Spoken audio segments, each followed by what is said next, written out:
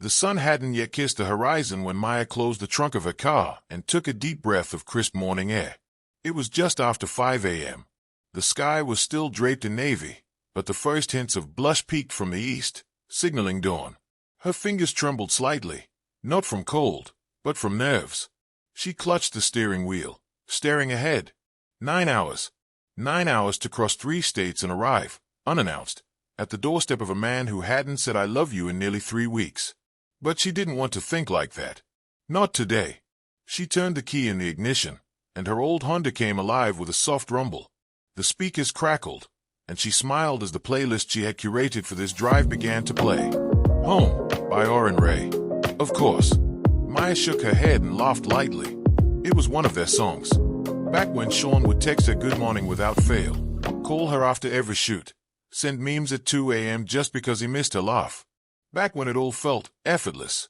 She pulled out of her apartment's driveway and onto the open road, her mind playing a highlight reel of memories. They had met at a tech conference in Atlanta 2 years ago. She was freelancing as a brand photographer, capturing portraits of speakers and event coverage. He was on a panel, polished, articulate, magnetic.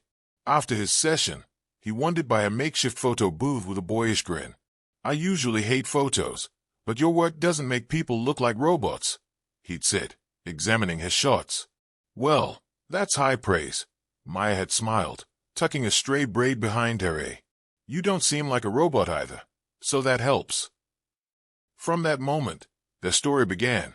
Maya adjusted her rearview mirror, catching a glimpse of her own tired but determined eyes. She had left nothing to chance. She wore the soft blue sweater he always complimented, the one he said made her look like comfort personified. The back seat held a small birthday gift, a custom leather key holder engraved with the coordinates of where they met. There was a time when she would have booked a flight, but Sean had once told her how he loved long drives, how he used them to think, to breathe. This was a way of stepping into his world. Maybe this surprise will remind him we're still worth fighting for, she whispered to herself, turning up the music. By mid-morning, the highway stretched endlessly before her, a long ribbon of gray flanked by forests turning shades of amber and gold. She rolled down the window and let the wind whip through her box braids. For a moment, it felt like freedom. Then her phone buzzed. She glanced down. A DM from an account with no profile picture. Are you sure you know who you're driving to? She frowned. Her fingers hovered over the screen. Block. She turned her music up louder, shaking off the chill that had run down her spine. Noon approached. She stopped at a rest area, stretching her legs and grabbing a bottle of water. As she returned to her car, she noticed 2 missed calls, both from a blocked number. A new unease settled in her stomach. She debated calling Sean, just to check in, maybe casually ask what his plans were for the day. But that would ruin the surprise. So she drove on. As the hours passed, her mind drifted. She remembered their first road trip, 6 months into dating. A spontaneous getaway to Asheville. They had gotten lost twice, argued over directions, and made up under the stars with sticky S'mores fingers. Then came the first time he introduced her to his friends, how he proudly pulled her close and whispered, "You're the most brilliant thing in the room." But then things started shifting. Slowly. Longer response times. Missed video calls. Excuses. Work trips that didn't quite align with his calendar. Still, she gave grace. Everyone had seasons. Maybe he was struggling.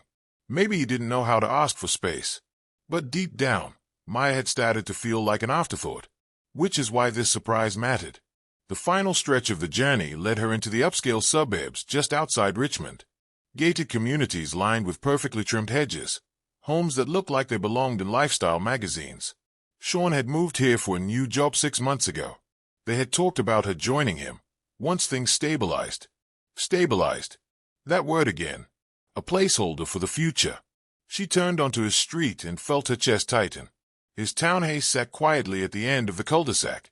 A sleek, modern structure with black window panes and a polished white exterior. No car in the driveway. No signs of life. Maya parked across the street, suddenly uncertain. What if he wasn't home? What if? But she had come this far. She grabbed the small gift bag, checked her reflection in the side mirror, and walked up to the door. To her surprise, it was slightly ajar. She froze. The silence was thick. "Hello," she called softly, pushing the door open. No response. She stepped inside. Everything was immaculate. Too immaculate. The beige sectional couch looked untouched. The coffee table gleamed. There was no jacket draped over the armrest like he used to do. No half-finished mug on the counter. Not a single photograph on the wall. No framed picture of them.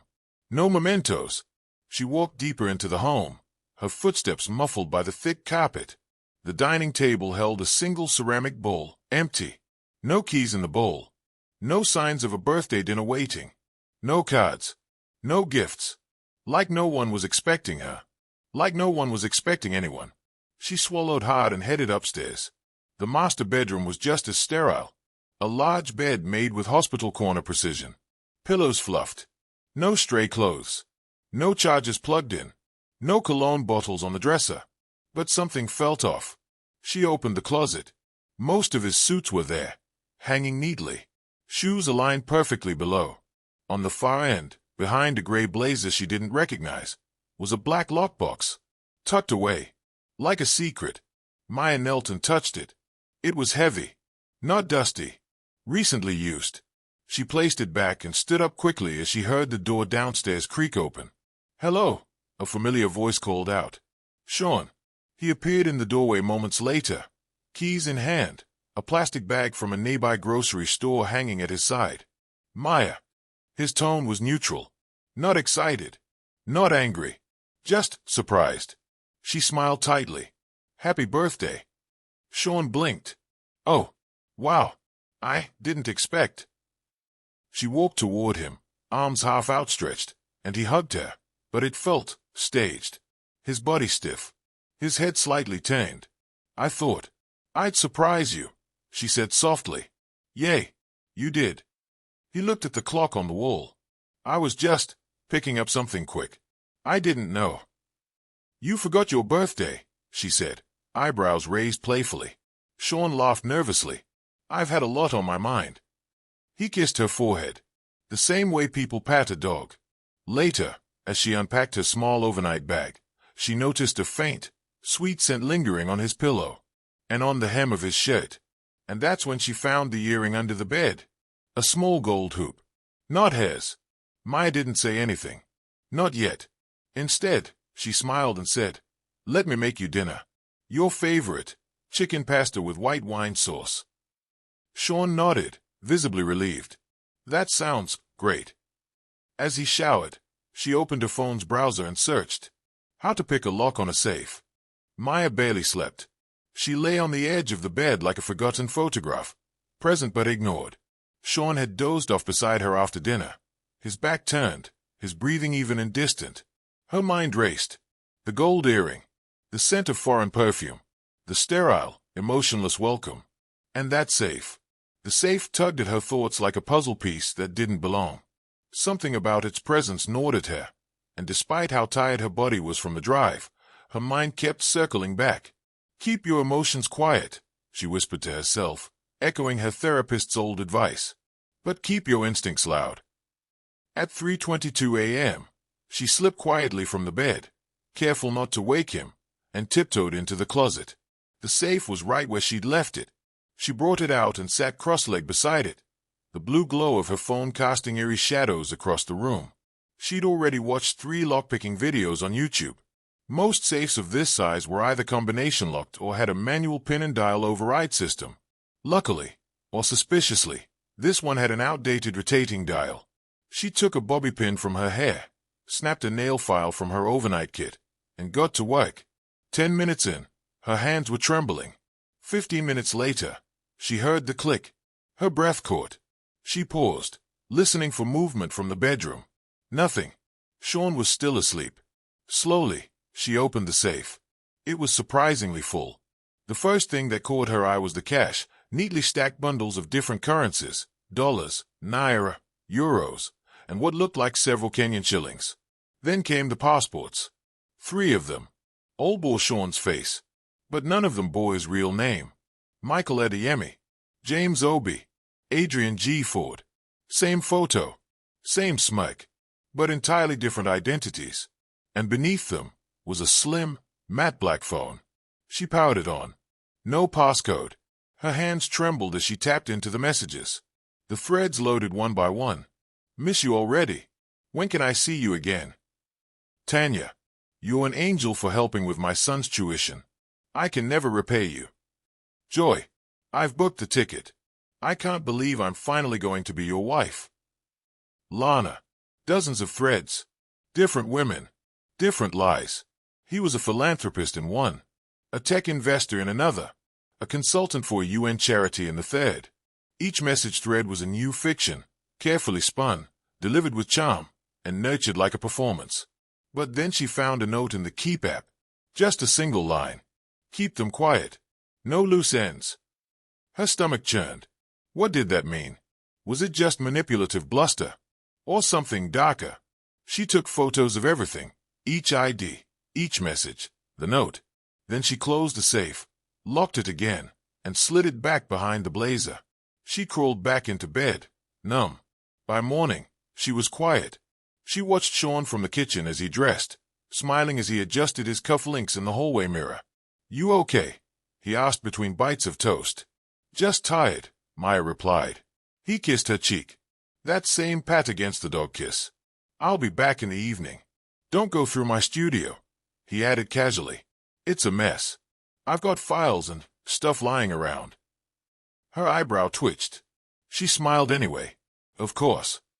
When he left, Maya sat still for almost 20 minutes. Then she stood, grabbed the black notebook from his office drawer labeled Contacts and Logistics, and began flipping. The names didn't mean much, but the cities, the timelines, the travel entries. She recognized at least one, Lana T. She'd seen the name on a message thread. The location was Chicago. The dates lined up with his conference last month. Maya reached for her laptop. For the next 2 hours, she dug. Cross-referenced phone numbers from the message threads with social media profiles. Found Instagram posts. Facebook rants. Tweets tagged with vague heartbreak. She found Lana. She found Tanya. And Joy. Each woman seemed to believe they were in a real relationship. Some for months. Others, like Joy, claimed he'd met her child. One had even posted a selfie with Sean, captioned "My Forever in Progress." Maya's hands trembled. But what shocked her most wasn't the betrayal. It was the scale of it. This wasn't about cheating. This was a network. Fake names. Promises. Emotional manipulation. Possibly even financial scams. He had multiple phones, multiple identities, and multiple women believing they were each the one. And me? Maya thought. What was I? The original. The side. The cover. She stood, blood rushing in her ears. Then her phone buzzed. Another message. From the same anonymous account that had messaged her on the road. You're in his house, aren't you? Don't be stupid. He's dangerous. Her chest froze. She sat down, staring at the message. The room seemed to grow smaller. She typed back. Who is this? No reply. She waited 5 minutes. Nothing. Then a new message came in from an entirely different number. This time with a photo. Sean, smiling at a cafe with a little boy and a woman who looked like Joy. The timestamp was from 2 weeks ago. The caption. Uncle Sean took us to get ice cream. Maya wanted to scream. Instead, she turned her rage into precision. She opened a new document and started logging everything. Dates, names, timestamps, screenshots, and quotes. She would not be gaslit. She would not cry and crawl back. She would build a case. Around noon, she created a fake profile. Nothing too elaborate, just enough to seem real. She used a name from a book she liked, Yemi Aid Nike. Then she copied one of the job descriptions Sean had used on his fake profiles and messaged Joy. To her surprise, Joy responded within minutes. They talked for an hour. Joy believed Sean was helping her enroll her son into a private academy in Lagos. She had already wired part of the tuition support to his charity. He said he couldn't video call often because of security clearances. Maya's hands clenched. She thanked Joy, promising to keep in touch. She then reached out to Lana, this time posing as a visa officer confirming details for a spousal sponsorship application. Lana fell for it. She replied, overjoyed, attaching a scanned passport photo and screenshots of conversations with Sean. Maya leaned back and exhaled. There it was. Proof. Cold. Clear. Undeniable. By evening, the wind had picked up outside. Leaves scratched against the window as dusk crept in. Sean returned around 7 p.m., carrying takeout and a bottle of red wine. He looked relieved, like whatever had worried him had now passed. "Figured I'd treat us tonight," he said cheerfully. Maya smiled, accepting the wine. "Thanks." They ate on the couch. He talked about work.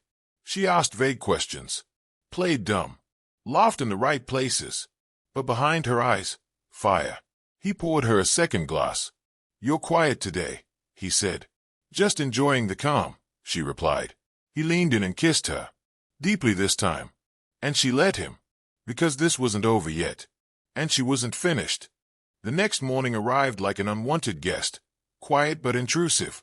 Sunlight trickled through the blinds of the guest room where Maya had moved herself, claiming she didn't want to wake Sean early with her editing and uploads. It was a half-truth. She had pretended to be up late editing photos while he slept, but in reality, she'd spent the night connecting dots.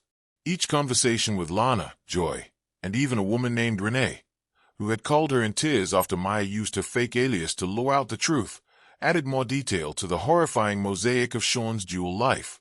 Or rather, lives. Renee had met him on a flight. She thought it was fate. He said he was a disaster relief manager working with orphans in Togo. That lie had led to 6 months of long-distance love bombing, empty promises, and $3,500 wired for relocation paperwork. The more Maya uncovered, the more it became clear. Sean wasn't just cheating. He was building characters. He wore them like suits, changed their names, switched cities, and left destruction in his wake. And here he was, just 2 rooms away, making his special Saturday morning omelet like everything was fine. Maya stared at her laptop screen. Her notes color-coded now. Green for known lies, red for financial fraud, yellow for emotional manipulation. She took a deep breath and copied everything into a Google Drive folder labeled Sean Project, Truth Dump. Then she created 3 shareable links. A one for a lawyer she'd already contacted through a women's legal support group, a one for the victim she had connected with, and one for Sean's employer, still unsent. She wasn't ready to go nuclear. Not yet. First, she needed the final piece. By mid-morning, Sean knocked gently on the guest room door. "You coming down for breakfast?" he asked with a chuckle. "I put your favorite, avocados and chili flakes." Maya opened the door, keeping her smile soft. "You spoil me." Sean looked pleased. "I try." She noticed something then. His keys were missing from their usual hook, and so was the leather satchel he always carried. "I might run a quick errand later," he said, answering her unasked question. "Might need to drop by the studio after all." Her heart skipped. That was her window. If she was ever going to look at what else he was hiding, possibly destroy the rest of his facade, it had to be today. 2 hours later, Sean announced he was heading out. Maya sat on the couch with a throw blanket and her laptop. "I'll only be an hour or so. Don't miss me too much," he teased. Maya smiled. No promises. She waited. 10 minutes. 20. 30. Then she sprang into action. The room Sean had warned her not to enter, his home studio, was down the hallway. It had a keypad lock, but Maya had observed him enter the code earlier that week. 1-9-8-7. The door clicked open. The room was cold. Artificial. There were lights and backdrops, photography equipment, just like Maya's, but everything was pristine. Barely used. She immediately knew it was a cover. It took her seconds to locate the desk drawer with another phone. Burner style. Similar to the one in the safe. More messages. But this one was different. This phone had videos. She scrolled through the gallery, heart racing. The first clip was of Sean speaking into the camera.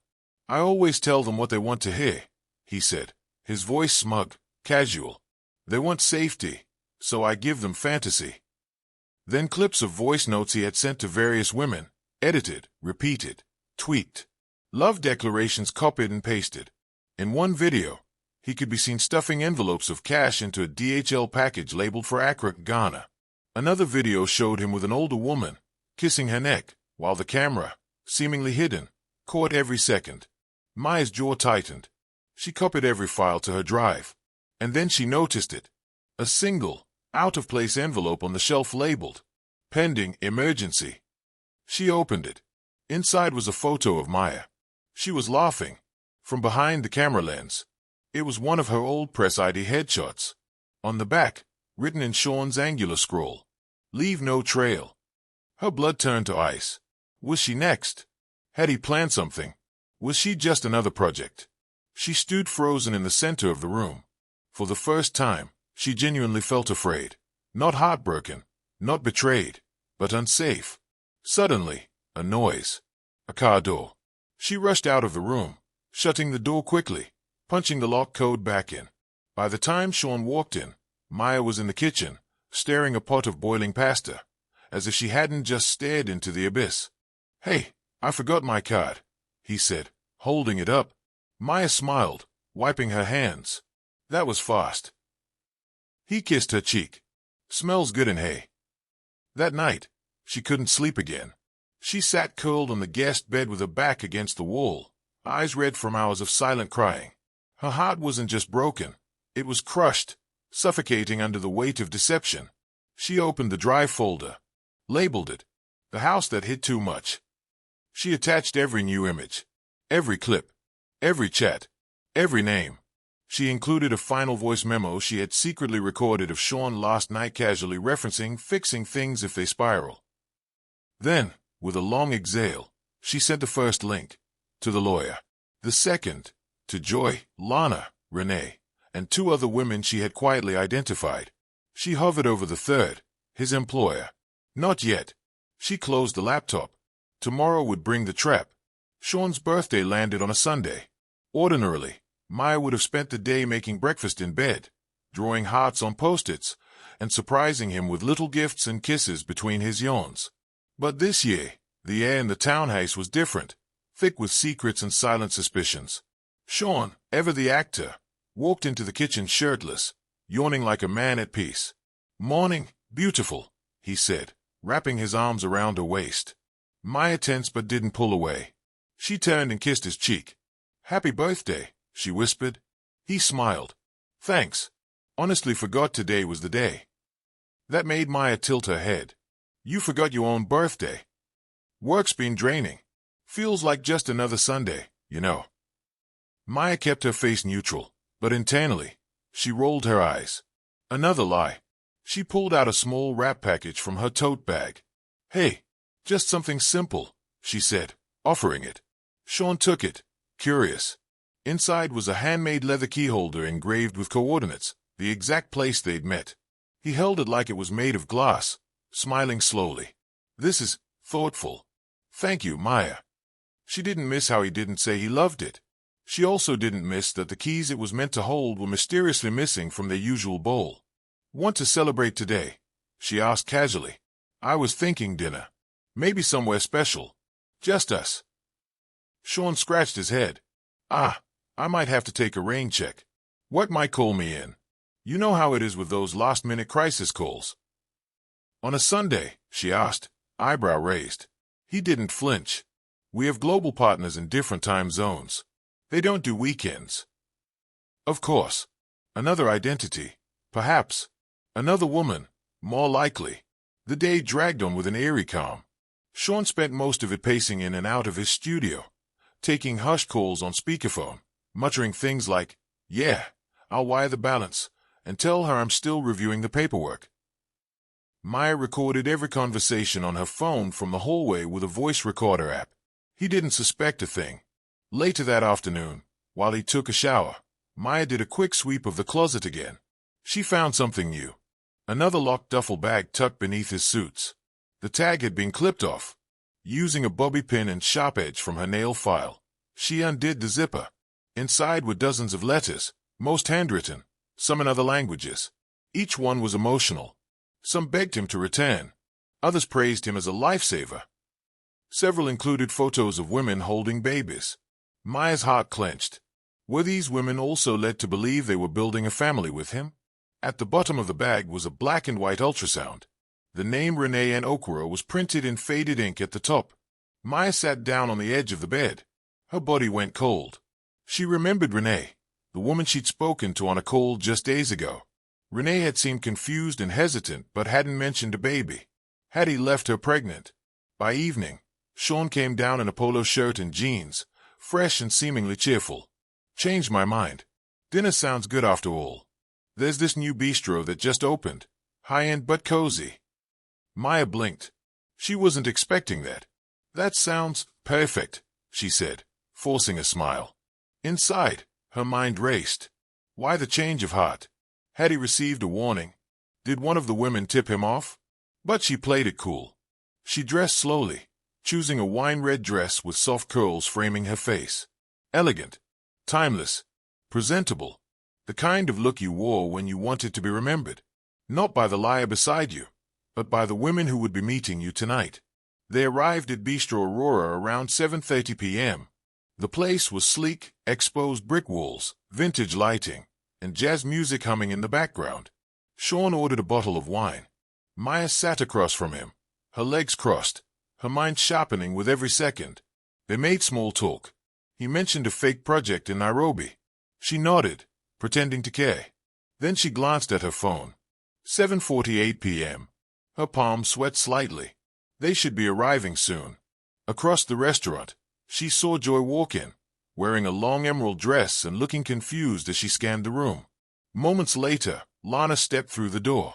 Her curls bounced around her shoulders, her gold bangles clinking softly as she clutched her purse. The two women spotted each other and paused. Then, almost like magnets, they approached the table nearest to Maya and Sean. "Wait here," Maya said softly, rising from her seat. "I need to say hello to someone." She approached Joy and Lana slowly. Both looked startled to see her. "I'm not here to fight," Maya said, voice calm. "I'm here to give you answers." She handed each of them a small envelope. Inside were copies of screenshots, receipts, voice notes, and even the ultrasound photo, marked confidential. "You've both been lied to. And I'm not the only one." Joy opened the folder first. Her mouth parted as she read. Lana gasped. "No, this can't be real." "It is," Maya said gently. "He told me he was exclusive with me. He told you both similar stories. But what he's really doing is deeper. Criminal, even." Joy shook her head, near tears. Lana's hands clenched into fists. "Where's he?" Maya tilted her head toward her table. "Right there." They turned in unison and stared at Sean, who, in that moment, looked up and smiled at Maya, raising his glass. Then he saw the women beside her. His smile cracked. The wine glass trembled slightly in his hand. Maya walked back to the table, the two women in tow. She stood beside him and spoke loud enough for everyone to hear.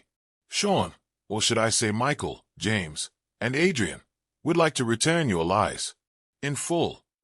Joy dropped her envelope onto the table. Lana dropped hers on his lap. He stood up abruptly. "Maya, what is this?" "No more games," she said. She stepped aside, letting the two women speak. "You lied to me about my son's school," Joy said, voice breaking. "You proposed to me," Lana hissed, her eyes blazing. Other diners had started to look now. Sean was red-faced, blinking rapidly. Maya turned to him one last time.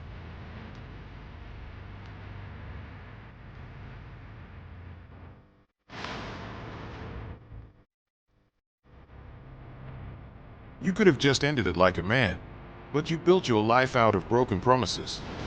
Then she pulled out her phone and played a voice memo aloud, Sean's own voice, from one of the banner phones. "If they ever find out, it's over. Keep them quiet. No loose ends." The room went silent. Sean lunged forward to grab the phone, but Lana stepped between them. "You don't get to control this anymore," she said. Maya didn't wait for more. She walked out of the restaurant into the cool night air, her pulse racing. Her hand shook slightly, but not from fear, from release. Finally stepping out in the fog, behind her, she heard shouting. Chairs scraped. A glass broke. But she kept walking. She had done what she came to do. And now, it was time to disappear. Maya drove all night. Not home. Not yet. She didn't know where she was going. She only knew she couldn't stay. Not in that city. Not under the same roof as Sean. Not within arm's reach of the man who had crafted lies like an artist and wielded love like a weapon. The bistro showdown kept playing in her mind in flashes. Joy's trembling voice. Lana's shaking hands. Sean's pale, stunned face as his web of deception unraveled in public. Keep them quiet. No loose ends. That one line haunted her. It wasn't just manipulative. It was threatening. She'd been gathering evidence, yes, but now her gut told her the real danger wasn't emotional. It was physical. Sean had planned things with layers, maybe even escape routes. And Weiss, he had a file on her. He had thought ahead. What did he mean to do with that envelope labeled emergency? Maya gripped the wheel tighter as the night deepened and rain began to patter against the windshield. By sunrise, she had checked into a cheap lakeside motel under the name Aranola D using cash.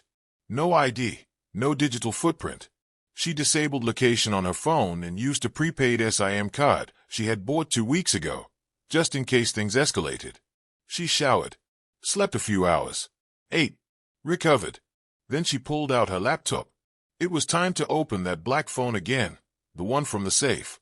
She had copied every file onto her drive, but there was something about going through it slowly, deliberately, that made the truth harder to deny. The phone was organized like a military operation. Folders labeled by city: ATL, Lagos, Nairobi, Chicago, London, Cape Town. Each folder had conversations, scanned IDs, screenshots of bank transfers, and detailed notes. Sean, under whatever alias he was using, had built custom identities for each woman. He knew their mothers' names, their biggest fears, their financial struggles, their dreams. He used all of it. In Lagos, he was James Obi, an investor promising funding for a widow's startup. In Nairobi, he was Michael Adeyemi, offering fake internship programs for struggling graduates in exchange for processing fees. In London, he was Adrian Ford, a fake immigration officer helping women fast-track visas and work permits. In every folder, proof. He was scamming them. Some for money, others for control, some just for the thrill. But what stopped Maya cold was what she found in a folder labeled simply silence. Inside were audio files. She clicked on the first one. It was her voice. I just feel like things have changed between us. You don't call as much. Then Sean's voice, calm and eerie. Are you sure you're not just being dramatic again, Maya? He'd been recording her, without consent, for months. Another file. This time, a woman screaming. You lied to me. You said you'd come back. Then nothing. Just silence. No name. No context. Just a raw recording of heartbreak, maybe worse.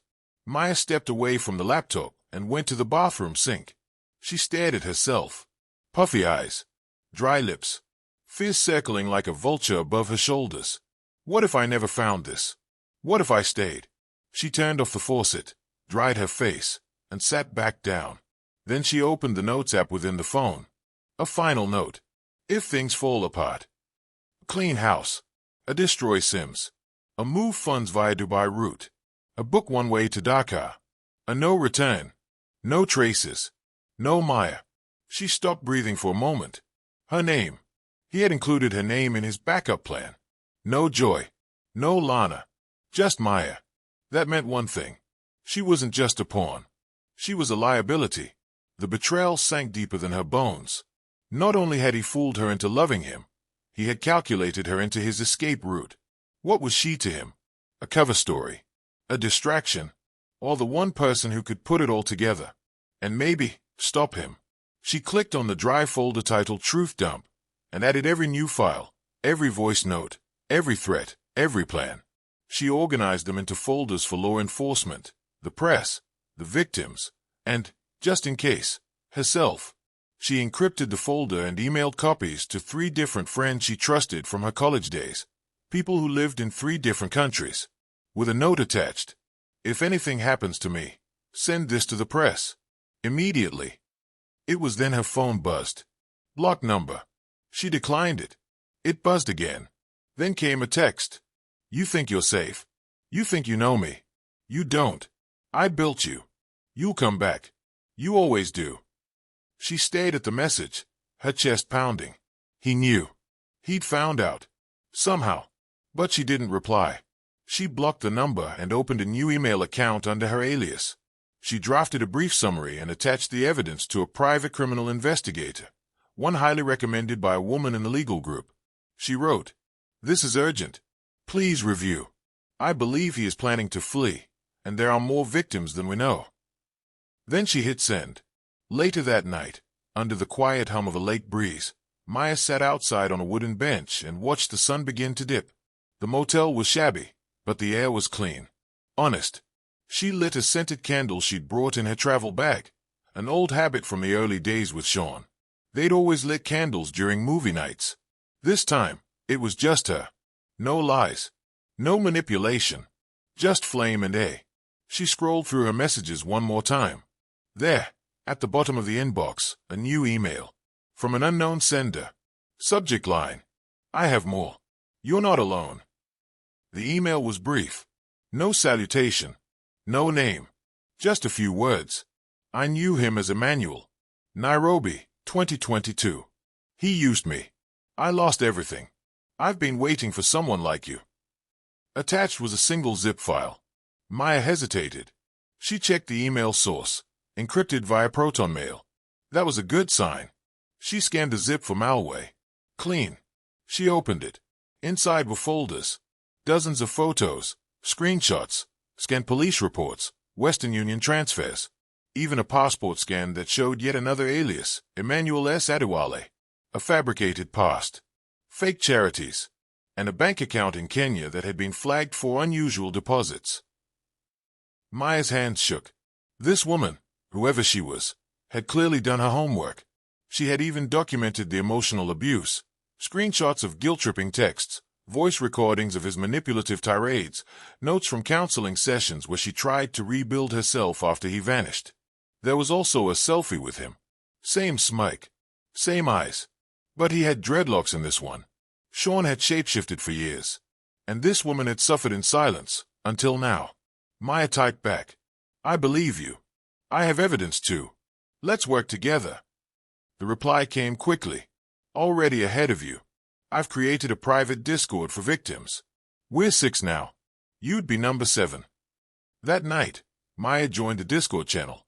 It was cold, no loose ends. The irony wasn't lost on her. Inside were 6 women, spread across 3 continents, all of whom had been scammed, seduced, or emotionally abused by Sean or one of his aliases. They introduced themselves using pseudonyms. A butterfly lens, Nairobi. A visa dreamer, London. Safe Haven 22, Lagos. A real 188, Atlanta. Storm Diary, Johannesburg. Oasis Fire, Chicago. And now, Maya joined as Clearframe. Each of them shared their stories. It was painful, raw, but also empowering. They compiled notes, mapped timelines, traced IP addresses from emails, and pooled bank transfer screenshots. Maya uploaded her files, organizing everything she had from the safe, burner phones, and even audio clips she hadn't shared with anyone yet. It became a virtual war room. They tracked down a pattern. Every identity had a lifespan of about 6 months. Then he vanished, shifted locations, cut ties, and reappeared with a new name and new scheme. He didn't just love bomb and dissipate. He exploited. He harvested trust. Maya took the lead in organizing the digital case file, building an evidence timeline inside a shared Google document. She worked for 10 hours straight, cross-referencing details, flagging inconsistencies, and suggesting who should report what and to which agency. They created a full alias map with photo comparisons, a financial tracker of known transfers totaling nearly $87,000, a list of fake charities and websites he had created. One member, Safe Haven 22, revealed she had a cousin in Nigeria's EFCC, Economic and Financial Crimes Commission. Another had contacts in Interpol. They weren't just venting. They were preparing for prosecution. That evening, Maya got a call. Unknown number. This time, she answered. She said nothing, just listened. After a few seconds, she heard it. Shallow breathing. Then a familiar voice. I know what you're doing. Her stomach twisted. You really think you'll get away with this? They'll come after you too. No one will believe you. Silence. Then, you were different, Maya. I actually liked you. She hung up without a word. Her hand trembled, but not from fear, from rage. She looked at her laptop and opened the group chat. Clearframe. He just called me. I think it's time we make it official. Storm diary, you mean? Clear frame, we go public. Together. The next morning, the Discord members held a private video meeting. Maya logged in first, her curls tied back. No makeup, just raw, focused energy. One by one, the others joined. Some wore sunglasses. Some used voice filters. But they were all present. They discussed timing, legal implications, risks, and then they did it. Each person posted on their social media with slightly altered versions of the truth. I was scammed by a man with many names. I lost money, years, and trust. But I gained sisters. We're speaking out. Each post included the same anonymous tip email and a secure Dropbox link to evidence. Within 3 hours, the hashtag #NoLooseEnds began trending in Kenya. Then Nigeria. Then TikTok picked it up. Then Facebook. Someone recognized Sean from a conference. Another from a Tinder profile. Stories poured in. By the end of the day, Maya's inbox had over 200 messages from women who had also been manipulated by someone who looked just like Sean. Some confirmed he used the same lines. Same lies. Same promises. A week later, Maya received a call from Detective Nwosu, a financial crime investigator based in Lagos. Ms. Maya, the woman said, we've received your file, along with a dozen others. We've officially opened an international investigation into your suspect, and you're not the only one who's come forward. Maya exhaled for what felt like the first time in weeks. Thank you, she whispered. But Detective Nwosu wasn't done. There's more. Interpol flagged his alias under an ongoing visa fraud case in the UK. And now that we have digital evidence and multiple witnesses, we can move forward. But we need you to testify. Maya nodded slowly. I'll do it. I'll do whatever it takes. That night, Maya sat by the lake again. Only this time, her candle wasn't for comfort. It was for memory. For power. She pulled out a piece of paper and wrote, Dear Maya, you were not foolish. You were faithful. You didn't get played. You got chosen for a fight you were built to win. Then she folded the paper and burned it. Ash scattered into the night breeze. As she turned back to her room, her phone buzzed again. It was a message in the group chat. Butterfly Lens, you did this. You opened the door. Visa Dreamer, we're no longer victims.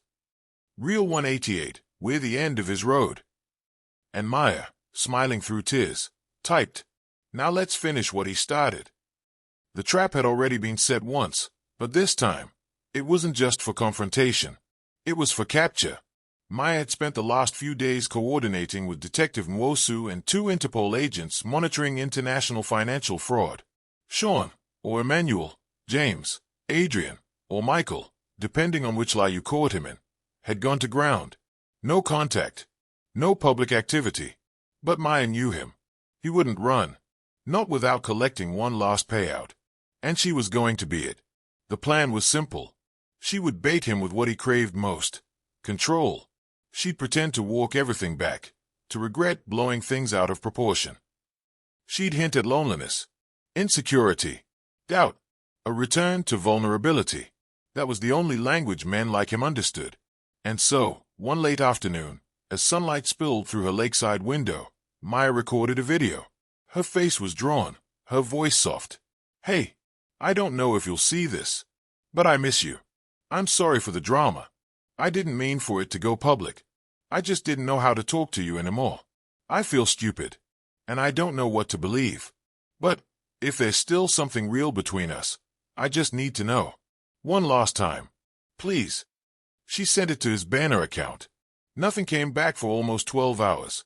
Then, finally, meet me. One last dinner. We talk. No drama. He named a restaurant. The Iron Orchid Bistro. Downtown. He even included a reservation code. Classic Sean. Arrogant enough to think he could still spin the narrative. The day of the dinner arrived like a ghost. Maya's stomach twisted as she got dressed. She chose a deep green wrap dress, regal but understated. A small gold pendant hung around her neck, a gift from her late grandmother. She wore it not for luck, but for courage. She arrived 30 minutes early. The restaurant was upscale but dimly lit, with amber sconces and thick velvet booths. Every wine bottle had its own spotlight. She spotted 2 men seated separately, both dressed in plain clothes but unmistakably alert. Interpol. She nodded discreetly to the one nearest her. Then she waited. At exactly 7:01 p.m., Sean walked in. He wore a tailored navy suit and a smile that had fooled women around the world. But it didn't fool Maya anymore. He approached the table with a half grin. "You look incredible." Maya tilted her head. "And you look exactly like the man Interpol's been hunting." His smile flickered for just a second. "Still dramatic, I see." She leaned back. "Still a liar." He poured himself water, taking a slow sip. "So what's this about? Closure? Apology? Are you finally ready to admit you overreacted?" Maya laughed softly. "You really think I'm here for you?" He leaned in. "You sent the video." "I did," she said. "And you responded." Predictably. He tensed. Her eyes didn't flinch. "I needed you here. At this table. Out in the open." His jaw clenched. "What did you do, Maya?" Just then, two plainclothes agents stood. Sean noticed. "Too late." "Say," one said, flashing a badge. "We need to speak with you." Quietly. Sean stood slowly, the calm mask already cracking. "You think you've won?" he hissed at Maya under his breath. She looked up at him and said, just loud enough to be heard, "You thought I was just another story. But I'm the final chapter." Sean was escorted out of the bistro without handcuffs, at first. But outside, a black SUV pulled up. Two uniformed officers stepped out, and Sean's wrists were secured behind his back. Maya didn't follow him outside. She sat for a moment, alone, letting the quiet return, letting peace land on her like warm rain. She ordered a glass of wine. When the waiter brought it, he looked confused. "Your date. He just got arrested." "I know," Maya said, sipping. "Long time coming." Later that night, she opened the Discord. She uploaded a photo snapped by an onlooker, a blurry image of Sean being led to the police vehicle. The chat exploded. "Storm Diary, you did it." Visa Dreamer, he's finally out of circulation. Real 188. Cheers to the woman who turned the trap into a reckoning. Maya typed slowly. "We did this. Not just me. We all brought light to his shadows." Then she logged off and cried, not from sadness, but relief. A war had ended. A new life could begin. They say when a mask cracks, it makes no sound. But for Maya, the sound was unmistakable, like glass breaking behind her eyes. It was the sound of Sean's carefully constructed world falling apart. Not all at once, but piece by piece. Slowly, publicly, and irrevocably. It began the morning after the bistro sting. The video of his arrest had gone viral overnight. It started as a short clip on TikTok, a woman whispering over shaky footage. "This man just got arrested mid-dinner for scamming women across 3 continents." Then came the duets, the think pieces, the digital detectives. By noon, #NoLooseEnds had resurfaced on Twitter, this time bolstered by a 20-minute expose posted by Butterfly Lens, who had finally come forward with her name, Zinzi Okuf, a former journalism student turned human rights advocate. Her video was powerful, clear, and factual. She didn't play the victim. She laid out Sean's fraud with receipts, screenshots, and testimony. "I'm not here to relive my pain," she said, looking straight into the camera. "I'm here to make sure it never happens again." It was shared 10,000 times in 3 hours. The fallout was swift. By evening, 2 of the fake charities Sean had operated were shut down by fraud departments in Kenya and the UK. His bank accounts were frozen. Interpol confirmed an open case. A segment aired on Nigerian national TV. Nigerian man arrested in connection with international romance and identity fraud. Over 30 women affected. Investigation ongoing. The article used his real name, Sean Obiorayum. That name had once made Maya's heart flutter. Now, it made his stomach turn. But the worst, and perhaps the most satisfying, blow came from Sean's employer, a high-profile logistics company based in Lagos. Maya hadn't even needed to send her evidence in the end. Someone else had done it. His employment was terminated. His profile scrubbed from the company website. His LinkedIn deactivated. The mask had not only shattered, it had disintegrated. Maya spent the next few days recovering. Physically, she was fine, but emotionally, She felt like someone had reached into her chest and rewired everything. Her sense of trust, her memory of their moments, her idea of what love should look like. But there was power in that pain. She began to journal, not just the facts, but the feelings. She wrote about the day she met him, how she once thought love was supposed to be dizzying and uncertain. She wrote about the moment she found the earring, the safe, the banophone. She wrote about how silence can feel like a scream when you're in the arms of someone who lies. And then she wrote about the other women, the bravery, the sisterhood, the healing. One evening, she received an email from Joy, the single mother from Chicago. Attached was a photo. Her son, arms stretched wide, grinning next to a new art set. He got a scholarship from a real program this time. Thank you, Maya. You didn't just expose a liar. You gave us our lives back. Another came from Lana, who had left her job, started therapy, and launched a podcast called The Rewrite. We gave him our stories. Now we're writing new ones. Chapter 1 starts here. Each message was like a stitch, mending parts of Maya she thought were irreparable. One morning, she got a knock at her door. It wasn't a stranger. It was Jonah, a travel blogger she had met briefly years ago at a seminar. He had reached out to her through a mutual friend after seeing her name connected to the case. He said her courage reminded him that truth-telling still mattered. He wasn't flashy. He didn't lead with compliments. He listened. Over coffee, they spoke about everything: betrayal, storytelling, redemption. Jonah wasn't there to rescue her. He came as an equal, a traveler with his own wounds, but no masks. Maya found herself laughing again. It startled her at first, how easy it felt, how safe. Later that week, she received an official letter from Detective Mwosu. Sean had been denied bail. His aliases, combined with the scale of the fraud, marked him as a flight risk.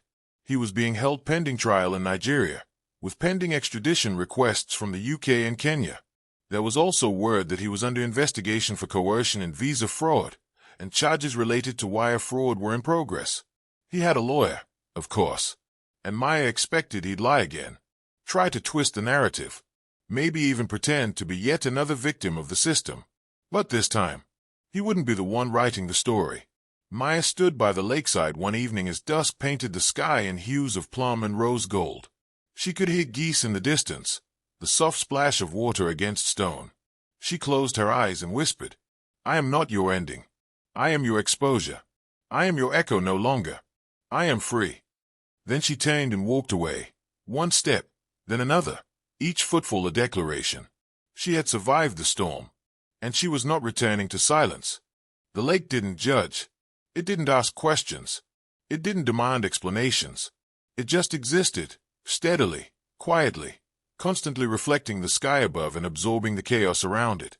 That's why Maya stayed. After Sean's arrest, after the viral storm, after the thank you messages and the whispered stories and the legal updates, Maya didn't rush back into her old life. She needed space. Space to relearn herself. To listen to her own heartbeat without wondering who might be using it against her. So she rented a modest cabin tucked along the edge of a sleepy lakeside town, where no one knew her name unless she offered it.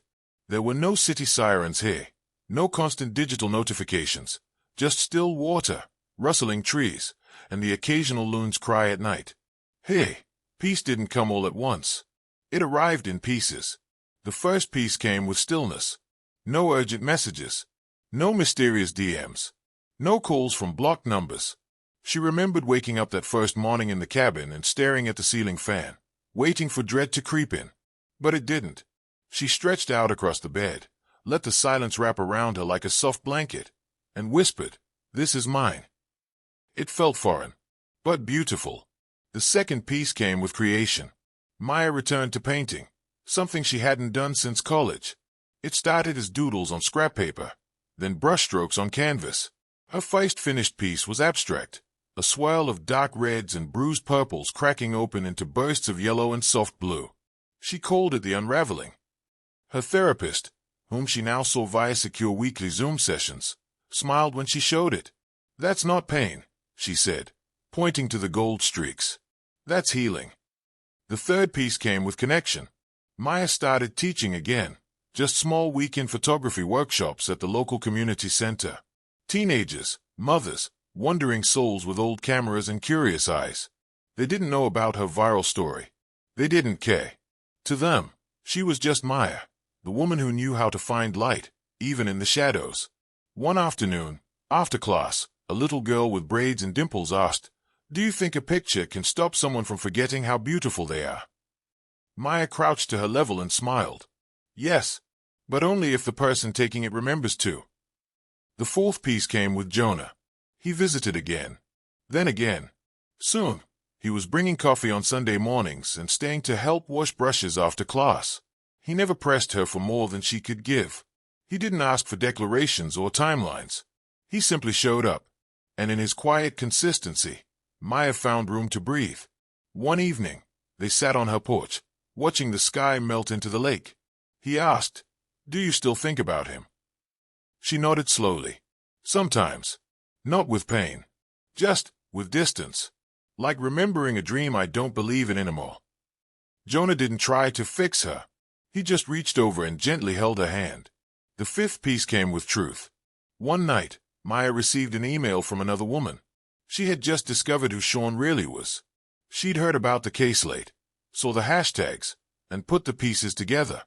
She wasn't ready to go public, but she wanted Maya to know something. "I thought I was broken. I thought I was stupid.